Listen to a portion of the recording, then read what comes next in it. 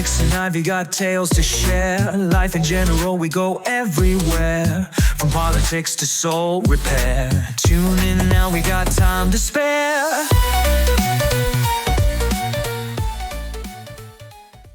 Welcome back, everybody, for another deep dive. Yeah. Today we're going to be looking at some pretty unusual terrain. Yeah. Some very interesting stuff. The work of Rudolf Steiner, specifically his lectures from 1919 on Lucifer and Ahriman. Yeah, this is not your typical history lesson. No. Steiner challenges common assumptions about human evolution and the forces that are shaping our world, both seen and unseen. So our source material for this deep dive is a series of lectures. And right away, Steiner throws us a curveball. He talks about how ancient pagan cultures had this primeval wisdom, a deep knowledge stemming from the mysteries connected to the cosmos. But there's a catch. It lacked a separate sense of morality. Right, that's right. And that's key. You see, Steiner attributes this ancient wisdom to Lucifer, who actually incarnated in Asia in the 3rd millennium BCE. Now, before anyone thinks this is just a rehash of the fallen angel stuff, Steiner's view is way more nuanced than that. He suggests that Lucifer isn't purely evil. In fact, he's the one who gifted humanity with intellect and speech. So wait, Lucifer. The being traditionally associated with darkness is actually responsible for our ability to think and communicate. That's right. That's kind of mind-blowing. It is, but there's a trade-off. A kind of cosmic bargain. Lucifer's ultimate aim, according to Steiner, was to pull humanity away from earthly evolution and towards a more purely spiritual existence. So this ancient wisdom, while powerful, was unbalanced. Yeah. It's like we gain these amazing intellectual abilities, but at the risk of losing our connection to the physical world. Exactly. And this isn't just ancient history either. Right. Steiner is saying these forces, the Luciferic and Ahrimanic forces, are active today, shaping our world in ways that we might not even recognize. So we've been talking about Lucifer now. Who is this Ahriman character, and how does he fit into this cosmic equation? Think of Ahriman as like the opposite of Lucifer, while Lucifer pulls us toward the spiritual world. Ahriman wants us fixated on the material world. And just as Lucifer incarnated in the past, Steiner claims Ahriman will also incarnate, but this time in the West, sometime in the future. So we've got this cosmic tug-of-war going on. That's right. With Lucifer on one side and Ahriman on the other. What does Ahriman's future incarnation mean for us? Should we be worried? That's where it gets really interesting. Steiner suggests that Ahriman is already working behind the scenes, so to speak. He's influencing trends and thought patterns to make humanity less aware of his eventual arrival. So it's not like some dramatic entrance where the sky splits open and he's trying to slip in unnoticed? Yeah, he wants to catch us off guard. That's sneaky. It is. And Steiner outlines some specific strategies that Ahriman uses to gain influence. So what are some of these Ahrimanic strategies? What should we be on the lookout for? One of Ahriman's main tactics is to promote a purely materialistic worldview. He wants us to have this blind faith in science, but not just any science. He wants us to focus solely on mechanistic explanations of the universe, ignoring anything spiritual or intangible. But isn't scientific progress a good thing? I mean, it's led to incredible advancements in medicine and technology and so many other areas. How do we reconcile that with Steiner's warning about materialistic science? It's not about rejecting science altogether. It's about recognizing that there's more to reality than just what can be measured in a lab. Ahriman wants us to believe that the material world is all that exists, that it's the only thing that's real. He wants us fixated on what Steiner calls the fata morgana of the senses, a kind of illusion that distracts us from a deeper spiritual reality. So it's not that science itself is bad. But rather the belief that it holds all the answers. That it's the only lens through which we should view the world. Exactly. Another strategy Ahriman uses is to make us believe that material well-being is like the ultimate goal in life. He encourages this relentless pursuit of economic needs, which can lead to a soulless devouring of resources and a neglect of our spiritual development. I think a lot of people can relate to that feeling of constantly striving for more money, more possessions, more status, but never quite feeling fulfilled. It's like there's this deeper hunger that can't be satisfied by material things alone. You're absolutely right. And Ahriman knows that. He wants us so caught up in the pursuit of material wealth that we forget about our spiritual needs. And it's not just individuals he's targeting either. Ahriman also thrives on division, anything that separates people, nationalism, extreme partisanship. ideological conflicts, all of that strengthens his influence. So it's like he's creating this climate of fear and distrust that makes it harder for us to connect with each other. Yeah. And with our shared humanity. Precisely. Yeah. And Steiner points out another interesting tactic. Ahriman encourages a literal interpretation of religious texts, especially the Gospels. He wants us to take everything at face value, to miss the deeper symbolic meaning that points towards a true spiritual understanding. It's like he's saying, don't think too deeply about this. Just accept it as it is. That's interesting because it seems like both extremes, the purely materialistic worldview, and the rigid dogmatic religious worldview, actually play into Ahriman's hands. That's a great observation. Yeah. Both extremes prevent us from developing a truly free and independent spiritual life. Right. Which is exactly what Ahriman wants. This is all starting to feel very relevant to what we're seeing in the world today, wouldn't you say? Yeah. I mean, the rise in materialism, political polarization, religious fundamentalism. It's like Steiner was describing our current situation over 100 years ago. You're not wrong. Yeah. And that brings us to a crucial question for you, the listener. Okay. Do you recognize any of these Ahrimanic strategies playing out in your own life, in your community, in the world around you? I have to admit, I'm seeing a lot of these patterns in my own life and in the news. It's almost eerie how accurately Steiner seems to have predicted the challenges that we're facing today. But knowing this, what can we do? Are we just doomed to be pawns in this cosmic game? Absolutely not. Remember, Steiner emphasizes that we are not passive victims. We have a responsibility to recognize these forces and to counter them. So we have agency? Yeah. We can actually push back against Ahriman's influence. Tell me more. That's right. We have the power to choose. And that's really where Steiner's message becomes empowering. Okay. He argues that we can actually cultivate a free, independent spiritual life, one that resists being lulled to sleep by Ahriman's influence. Okay, that sounds great in theory. But how do we actually do that? Yeah. What does it mean to cultivate a free, independent spiritual life? It sounds kind of abstract. It might sound abstract, but it has very real implications for Steiner. It all starts with engaging deeply with knowledge and spiritual understanding. Okay. It's about asking those big questions, going beyond the superficial seeking wisdom that resonates on a soul level.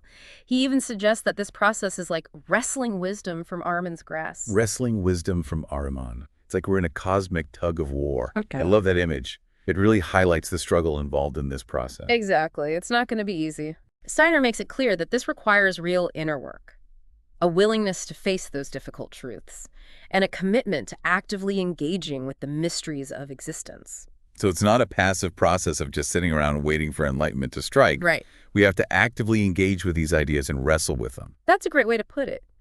It's about taking responsibility for our own spiritual development.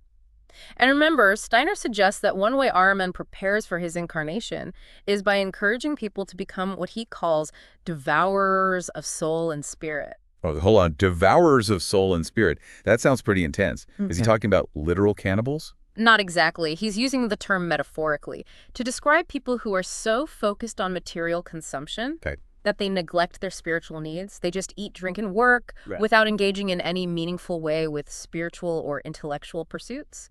They're consuming, but not truly nourishing their souls. That makes sense. It's like they're starving their souls even while they might be materially well off. Right. And Steiner contrasts these devourers with another type of person who also unwittingly helps Ahriman, those who refuse to look beyond a literal, simplistic interpretation of the Gospels. So on one hand, we have the materialists, and on the other hand, we have those who cling to a very rigid, dogmatic, religious worldview. And both extremes are actually working against true spiritual development. Precisely. Steiner suggests that both these groups are in different ways, helping Ahriman to prepare for his incarnation. They're both stuck in limited perspectives, missing the point of genuine spiritual seeking, which involves questioning, exploring, and going beyond surface-level interpretations. I'm starting to see a pattern here. It's like both groups are avoiding the hard work of inner development. They're clinging to those comfort zones, whether that's the comfort of material possessions or the comfort of rigid beliefs. And they're missing out on the richness and depth that comes from engaging with the mysteries of the cosmos and the complexities of the human spirit. So how do we avoid falling into these traps? How do we break free from these limited perspectives and cultivate a more expansive, vibrant spiritual life? Steiner argues that those unwilling to engage with spiritual knowledge are essentially consuming the spirit unconsciously, diverting it into the Luciferic realm. This strengthens the Luciferic forces, which can then work in conjunction with Ahriman. So it's like they're feeding the very forces they might be afraid of without even realizing it. That's a good way to put it. And Steiner highlights another tactic Ahriman uses, fostering an intellectual life that's purely external, detached from any real interest or enthusiasm. It's all about accumulating knowledge for its own sake, without any genuine passion or desire to apply it to life. He talked about the dangers of dry academic knowledge, right? Information that just sits in libraries and textbooks, but never really comes alive in people's hearts and minds. Exactly. He compares this kind of knowledge to, like, preserving jars. It's as though all this information is being pickled and preserved, but it's no longer a living source of nourishment. That's such a vivid image. Yeah. And I think it's so relevant today. Yeah. I mean, think about how much information we're bombarded with every day. News articles, social media posts, podcast videos. It's easy to just passively consume it all without really digesting it or connecting it to our own lives. And Steiner's even further, suggesting that this tendency towards detached, uninspired intellectualism is actually contributing to a kind of spiritual rigidification of the Earth. Wait, so our intellectual habits can actually affect the planet? That's a pretty radical idea. It is radical. But remember, for Steiner, there's no separation between the inner and the outer. The spiritual and the material, everything is interconnected. And he argues that if we allow ourselves to be lulled to sleep by Ahriman's strategies, Right. we're not only hindering our own spiritual development, but we're also contributing to a kind of hardening, a loss of vitality in the Earth itself. Wow, okay. That's a lot to take in. It makes me think about how much I'm just passively consuming information and how I could be more actively engaging with it, wrestling with it, bringing more passion and enthusiasm to my learning process. So what can we do to avoid this rigidification and cultivate a more vibrant, engaged relationship with knowledge and with the world around us? That's the key question, isn't it? And fortunately, Steiner offers some concrete suggestions. Okay, I'm all ears. Yeah. Give me some actionable steps. Well, first and foremost, it's about recognizing that true understanding requires effort. We can't just passively absorb information. We need to actively wrestle with it, question it, and make it our own. Remember Steiner's example of the students buying math books, but then letting them gather dust on the shelves? Right. It's one thing to have access to knowledge, but it's another thing entirely to actually engage with it and integrate it into our lives. Exactly. And it's also about being willing to overcome our resistance to new ideas. Okay. Steiner talks about how people often reject spiritual science out of fear or intellectual laziness. They'd rather cling to their comfortable illusions than face the challenging truths that spiritual science presents. He uses the example of Cardinal Newman, the Catholic cardinal, who called for a new revelation, but then wasn't willing to actually embrace it when it came along. That's right. And Steiner is suggesting that this is a common human pattern. People yearn for spiritual depth, but they're often not willing to do the hard work to attain it. They'd rather just talk about the spirit in abstract terms than actually confront the concrete realities of the spiritual world. It's like they want the rewards of spiritual growth without having to put in the effort. Exactly. And that's where the real challenge lies. It's about being willing to get uncomfortable, to question our assumptions, and to step outside of our comfort zones. So it's not just about accumulating knowledge. It's about transforming ourselves through that knowledge, allowing it to change us, to make us more awake and aware. That's the heart of it. And Steiner emphasizes another key point. We need to cultivate an inner life that's balanced between the Ahrimanic and Luciferic tendencies. So it's not about eradicating one or the other. It's about finding a middle ground, a balance between these opposing forces. Precisely. It's about bringing a balance of warmth and coolness, of subjectivity and objectivity to our spiritual practice. And Steiner suggests that we can actually use the Ahrimanic and Luciferic tendencies within ourselves to counteract each other. Wait, hold on. Use them to counteract each other. How does that work? Well, Steiner suggests that we can counter our Ahrimanic tendencies, our tendency toward materialism, and a purely intellectual approach to life, by bringing more Luciferic warmth and enthusiasm to our engagement with the world. So it's about finding that spark of joy and wonder in even the seemingly mundane aspects of life. He even talked about the potential for spiritual growth in something as ordinary as bookkeeping, right? That's right. He used the example of someone finding genuine fascination in a cash book as a way of cultivating a more Luciferic engagement with the world. I never thought I'd hear someone praising the spiritual potential of bookkeeping, but I get it. It's about finding that sense of wonder and curiosity in everything, even the things we might normally consider boring or mundane. Exactly. And on the flip side, we can counter our Luciferic tendencies our tendency towards egotism and subjective illusions. By approaching our own inner lives with more Ahrimanic objectivity and detachment. So it's like stepping back and observing our own thoughts and feelings with a cool analytical eye without getting swept away by them. Precisely. It's about bringing a balance of both these perspectives to our spiritual practice, using each force to counterbalance the other. That's such a unique insight. It's like Steiner saying that we don't need to fear these negative forces. Instead, we can actually use them as tools for our own spiritual development. Exactly. And that's the key to wrestling wisdom from Ahriman's grasp. It's about recognizing that these seemingly opposing forces are actually two sides of the same coin, and that true wisdom lies in finding the balance between them. Okay, so we've been exploring this idea of a cosmic tug-of-war between Lucifer and Ahriman, and how we can cultivate a new kind of wisdom to navigate these really powerful forces. But I'm curious, what happens if we fail? What does Steiner say about the implications of Ahriman's incarnation if humanity isn't prepared? Well, Steiner's vision of the future is a bit stark. He suggests that if humanity doesn't wake up to the Ahrimanic influence, Ahriman will be able to gain a foothold in our culture, and through very advanced magical arts, create a world of illusion and division. So it's not just about, like, our personal spiritual development then. We're talking about the fate of the entire world. Yeah. Steiner believed the stakes were very high. He warned that Ahriman would tempt people with easy access to clairvoyant experiences, but these experiences would be distorted and lead to confusion and conflict. So it's not genuine spiritual insight. It's like he's offering us a counterfeit version. Right. Something that looks real, but is actually designed to mislead us. That's a great way to put it. It's a spiritual bait and switch. People will think they're getting the real deal, but they'll be caught in Ahriman's web of illusions.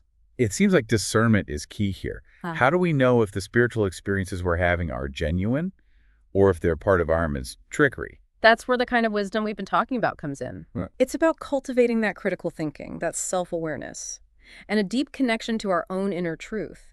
Steiner reminds us that the wisdom of the future isn't something that's just handed to us. We have to actively fight for it, wrestle it away from the Ahrimanic powers. That image of wrestling wisdom from Ahriman's grasp really stuck with me. Can you say more about what that wrestle looks like in practice? It starts with the inner work, cultivating those qualities we just discussed: self-awareness, critical thinking, and spiritual discernment. It's also about recognizing that the path to true wisdom isn't always easy. Remember Steiner's image of the world feeling like it's pressing in on us like granite? Yes, it really highlights that feeling of resistance we might encounter when we start questioning things, challenging the status quo and seeking deeper truths. Exactly. He's saying we will encounter resistance both within ourselves and in the world around us.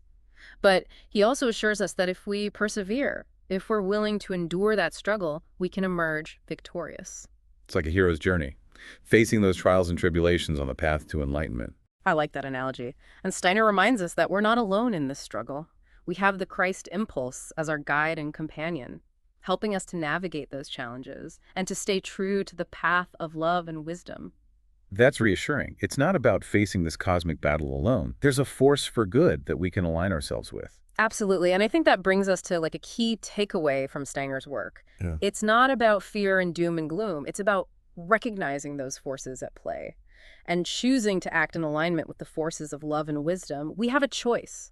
We can choose to wake up to engage with spiritual knowledge and to take responsibility for the evolution of consciousness. So it's an empowering message, ultimately. We're not just helpless bystanders in this cosmic drama. Exactly. And I think Steiner leaves us with a really powerful question to ponder. If the Earth itself is shaped by human actions and moral impulses, what kind of world are WE creating through our choices? That's a great question to end on. It reminds us that we're not just living on this planet. We're actively participating in its evolution. And the choices we make, both individually and collectively, have a profound impact on the future. This has been an incredible deep dive. I'm still processing all this information about Lucifer Ahriman and the future of humanity. It's a lot to take in, for sure, and it's just the tip of the iceberg when it comes to Steiner's work. If you're listening and this has sparked your curiosity, I encourage you to explore further. There's a whole universe of wisdom waiting to be discovered. Thanks for joining us on this deep dive.